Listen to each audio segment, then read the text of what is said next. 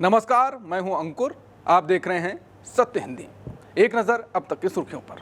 केंद्रीय गृह मंत्री अमित शाह ने बुधवार को लोकसभा में 3 बड़े विधेयक पेश किए। इन विधेयकों में प्रावधान है कि चाहे राज्य का मुख्यमंत्री हो या देश का प्रधानमंत्री, अगर उस पर कोई गंभीर आपराधिक आरोप है और वो लगातार 30 दिन तक जेल में रहे तो उन्हें अपने पद से हटना होगा। इस बिल को लेकर लोकसभा में विपक्ष ने जोरदार हंगामा किया। इतना ही नहीं, विपक्षी सांसदों ने बिल को फाड़कर उन्हें अमित शाह की ओर उछाला। ये तीनों विधेयक अलग अलग इसलिए लाए गए हैं क्योंकि केंद्र सरकार, राज्य सरकार और केंद्र शासित राज्यों के नेताओं के लिए अलग अलग प्रावधान है। अमित शाह ने बिल पेश करते समय कहा कि सरकार इसे संयुक्त संसदीय समिति को भेजने का प्रस्ताव रखती है। इसके बावजूद विपक्ष ने जोरदार विरोध किया। लगातार नारेबाजी और हंगामे के बीच सदन का माहौल तनावपूर्ण हो गया। इसके बाद इन प्रस्तावित कानूनों को संसद की जेपीसी के पास आगे की चर्चा के लिए भेज दिया गया। संविधान संशोधन विधेयक सहित 3 विधेयक पेश किए जाने पर फिर से मोदी सरकार पर लोकतंत्र पर हमला करने और सुपर इमरजेंसी लगाने का आरोप लगाए। कुछ विपक्षी नेताओं ने इसे पुलिस राज्य करार दिया तो कुछ ने कहा यह विपक्ष मुक्त लोकतंत्र की कवायद है।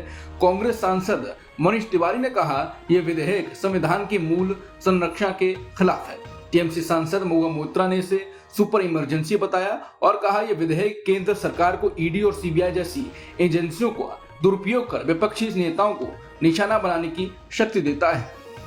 राहुल गांधी ने भी बिल पर मोदी सरकार पर हमला किया और कहा यह फैसला दशकों पीछे ले जाने वाला है। राहुल ने कहा कि भाजपा द्वारा प्रस्तावित नए विधेयक पर काफी शोर शराबा हो रहा है।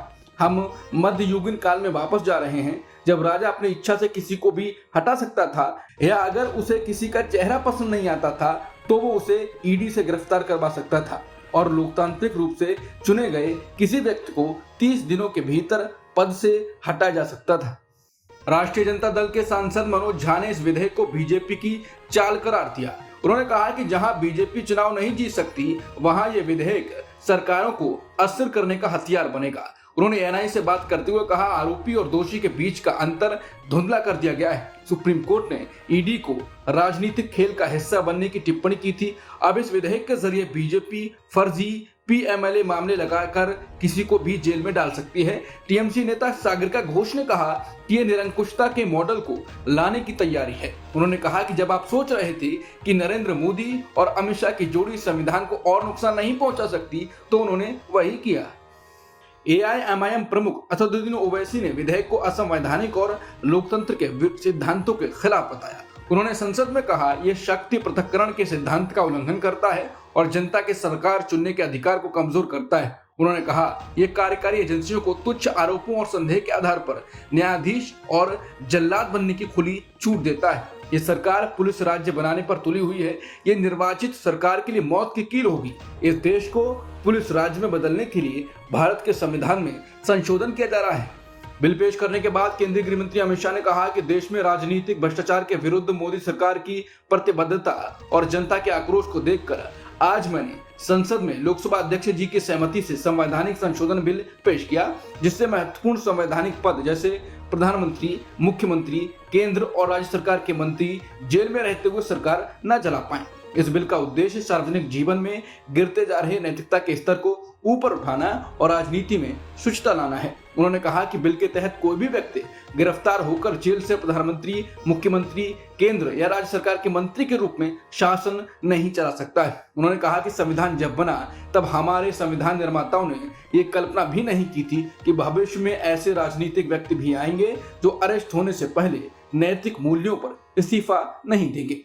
विगत कुछ वर्षों में देश में ऐसी आशाजनक स्थिति उत्पन्न हुई कि मुख्यमंत्री या मंत्री बिना इस्तीफा दिए जेल से अनैतिक रूप से सरकार चलाते रहे। अब देश की जनता को तय करना पड़ेगा कि क्या जेल में रहकर किसी मंत्री, मुख्यमंत्री या प्रधानमंत्री द्वारा सरकार चलाना उचित है।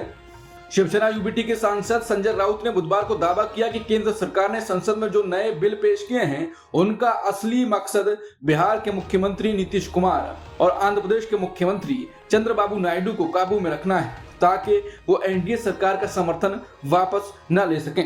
राउत ने कहा कि मोदी शाह ने संसद में ऐसा बिल लाया है जिससे मुख्यमंत्रियों और मंत्रियों को गिरफ्तार कर हटाया जा सके।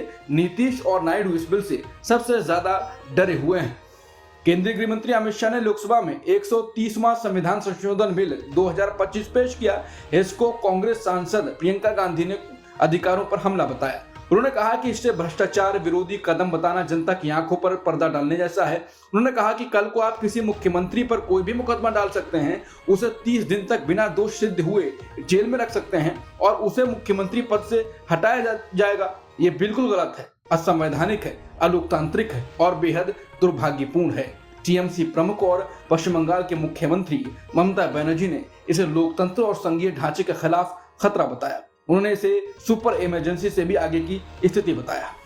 कांग्रेस के वरिष्ठ नेता शशि थरूर ने 5 साल या उससे ज्यादा सजा के प्रावधान वाले गंभीर अपराधों में 30 दिन या उससे ज्यादा दिन तक हिरासत में रहने वाले मंत्रियों को हटाने वाले बिल पर बयान दिया। उन्होंने कहा कि जहां तक मेरा प्रश्न है, मुझे इन विधेयकों के बारे में ठीक से जानकारी नहीं है कि आपको प्रतिक्रिया दें। पहली नजर में ये बिल उचित लग रहे हैं, जिसमें कोई भी जो गलत काम करता है उसे सजा होनी चाहिए और किसी बड़े संवैधानिक पद या सियासी पद पर नहीं रहना चाहिए। दिल्ली के मुख्यमंत्री रेखा गुप्ता पर हमला करने वाले शख्स की तस्वीर सोशल मीडिया पर शेयर की जा रही है।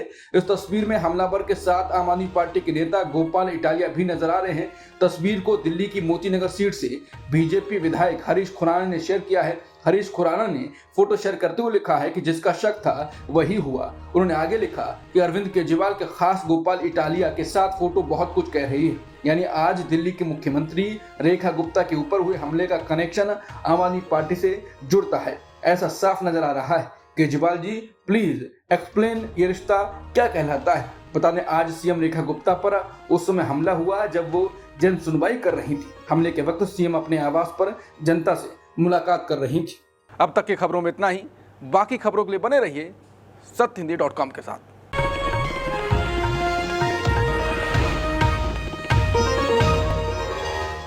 Copyright disclaimer under Section 107 of the Copyright Act 1976. Allowance is made for fair use for purposes such as criticism, comment, news reporting, scholarship, and research. Fair use is a use permitted by copyright statute that might otherwise be infringing.